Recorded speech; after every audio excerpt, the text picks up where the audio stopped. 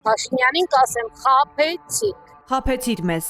Մենք չենք ուզում Թուրքի հետ հաշտվել։ Անմիջապես նրան փոխել է պետք։ Եղեգնաձորում այսպես են քաղաքացիները պատասխանում իրենց ուղղված հարցին, թե ինչ կասեին Փաշինյանին, եթե հանդիպեին։ Թուրքը գա Հայաստանում մնա,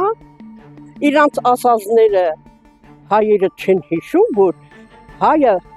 պետք է սուսանես փշի, թուրքը գա զարգանա հային կոտորի։ Ան պետք է ասեմ հեռացի կամ էլ պետք է ժողովրդի հոգսերը թեթևացնի։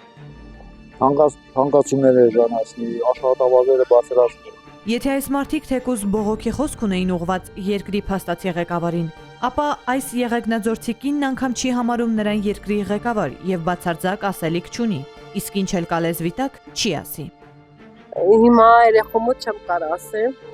44-օրյա պատերազմի ժամանակ իմ ամուսինը անհետ կորածա։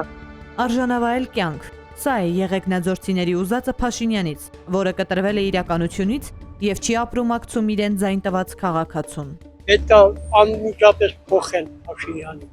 Այդ թոշակառուներին աշխատողը արել, լրիվ 100%։ Փոխարեն բանը թոշակառուներին մի քիչ թևերը բացացնի, որ ասեն մեր հայրերն, մեր մայրերն, այդտեղ ոչ։ Ինքը անտեսում է թոշակառուներին։ Երկրորդը ապրանքների թանկացումները կրկնաճի, եռաճի անգամ թանկացում են։ Ինչի համար են թանկացում։ Նույն ապրանքը որ կա, թողեն էցել մնա։